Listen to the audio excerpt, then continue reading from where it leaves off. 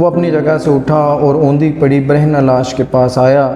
اس نے لاش کو ہاتھ لگانا ہی چاہا تھا کہ اسے اپنے سر کے پاس بندوق کی نلی محسوس ہوئی۔ اگلے لمحے اس نے طے کر لیا کہ وہ لاش بن کر لاش کے اوپر گر جائے گا۔ تیسرے پہر کی کہانی، ہم سنیں گے کہانی۔ افسانے کا عنوان ہے جنگ۔ جنگ دوستو، جنگ کیا ہے؟ جنگ کوئی اس کی واضح تعریف کر سکتا ہے؟ نہیں، ہم بس اتنا کہہ سکتے ہیں کہ جنگ ایک گنجلک عمل ہے، اسے لڑائی جیسے سطحی لفظ سے واضح نہیں کیا جا سکتا۔ جذبے کی حد تک یہ کہا جاتا ہے کہ غصہ، غرور، طاقت کی نمائش یا پھر نفرت اس کے محرکات ہیں۔ میرا ماننا ہے کہ صرف یہی کچھ جنگ نہیں، جنگ کا عمل اپنے آپ میں اتنا پرتنوع اور ہیجان انگیز ہے کہ اسے پوری طرح سمجھا نہیں جا سکتا۔ جنگ کا محرک کوئی مادی لالچ ہو، چاہے جذباتی ہیجان، یہ محض آغاز ہوتا ہے۔ جنگ شروع ہونے کے بعد اصل محرک زیادہ دیر تک اپنا اثر برقرار نہیں رکھتا، اور پھر میدان جنگ اور جنگجو سب جنگ ہوتے ہیں۔ یہ کسی مضمون کی تمہید نہیں ہے، بلکہ میدان جنگ میں ایک سپاہی کے دماغ میں پیدا ہونے والے سوالات ہیں جو خوش قسمتی سے دوران جنگ کے اصل محرک کو یاد کرنے میں کامیاب ہو سکا۔ یہ جنگ کے عروج کا وقت تھا۔ دو سپاہی رات کے اندھیرے میں گڑھے کے کنارے لیٹے تھے۔ ان کے ارد گرد مرے ہوئے سپاہیوں کی لاشیں بے ترتیبی سے بکھری پڑی تھیں۔ ساری لاشیں خاکی وردی میں کیچڑ میں لتھڑی ہوئی تھیں۔ لگ بھگ تمام سپاہی کسی بم کے پھٹنے سے مارے گئے تھے، کیونکہ زیادہ تر لاشیں کٹی پھٹی تھیں۔ دونوں سپاہی بے حس و حرکت لاشوں کے درمیان لاشیں بنے پڑے تھے کہ ایک جہاز گرجتا ہوا میدان جنگ پر سے گزر گیا۔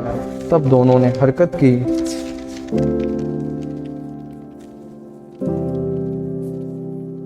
سر اٹھا کر دائیں بائیں دیکھا تو دشمن کی پوری پلٹن ان کی طرف بڑھ رہی تھی۔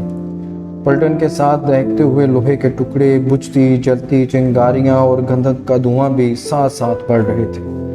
وہ سپاہی جن کے جسم اکڑے ہوئے تھے اور وردیاں خون، پانی اور مٹی کے ملغوبے سے لتھڑی ہوئی تھیں، لوہے کے ٹکڑوں کو اپنے جسموں میں محفوظ کر رہے تھے۔ ان دونوں زندہ سپاہیوں نے اپنے گرم اور لچکیلے جسموں کو گولیوں سے بچانے کے لیے ایک ایک مردہ سپاہی کو اپنے اوپر لٹا لیا۔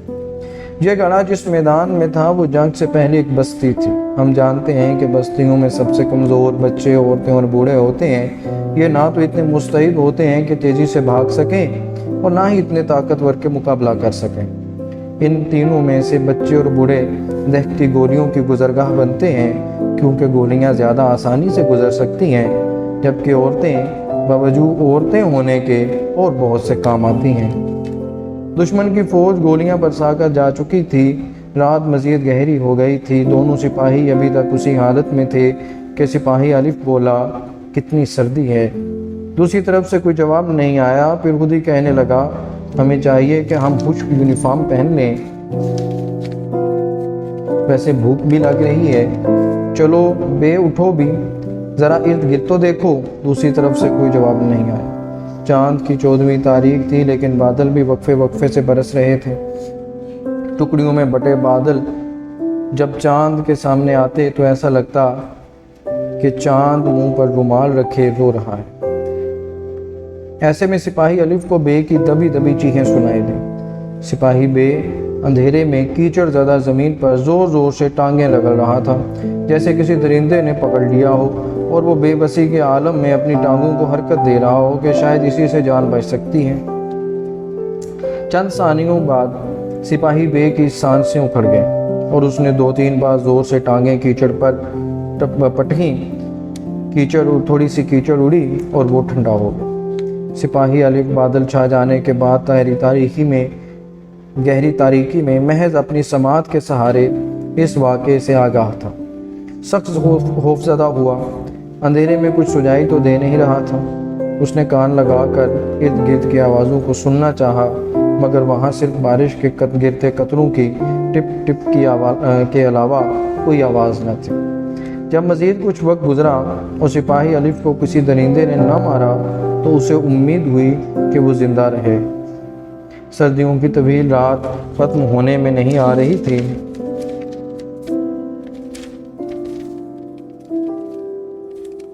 सिपाही अलिफ नींद और जागे में झूल रहा था कि सिपाही बे के हल्क से निकलने वाली हुर्र हुर्र की आवाज़ों ने उसे मुकम्मल होश में ला खड़ा किया।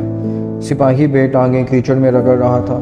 अब की बार अलिफ को यकीन हो गया कि वाकई कोई दरिंदा है जो सिपाही बे की जान निकाल रहा है, मगर आहिस्ता आहिस्ता और तड़पा तड़पा कर। यही अमल मज़ीद एक बार हुआ। सिपाही अलिफ को यकीन हो गया कि सिपाही बे सुबह तक ज़िंदा नहीं बचेगा। उसके दिल में ये ख्वाहिश ज़रूर पैदा हुई कि काश बे सुबह तक ज़िंदा रहे। उसने बग़ैर हिले जुले अपने ऊपर लेटे मुर्दा सिपाही की यूनिफॉर्म के साथ लटके फर्स्ट एड के बक्से को छुआ, लेकिन उसे खोलने की उसे हिम्मत न हुई, मुबादा कोई आवाज़ न पैदा हो जाए। आसाब को शल कर देने वाली रात, खौफ और सर्दी ने सिपाही अलिफ को बेसुध कर दिया था। रात ख़त्म हो चुकी थी और दिन अपनी चमक के साथ शुरू हो चुका था। वो बहुत देर तक सोया रह सकता था, मगर एक ज़ीरू जो लाशों के शहर में उसका तन्हा सहारा था, उसे बचाने के लिए उसने गैर इरादी तौर पर आंखें खोल ली। सूरज की तेज़ रोशनी उसे बसात उड़ाती लाशों पर मिली। अपने ऊपर रखी लाश को उसने उतारा। देखता क्या है कि जहाँ सिपाही बे को होना चाहिए वहाँ एक लाश है जो नीचे के दर्द से बरहना है, मगर उल्टी पड़ी है।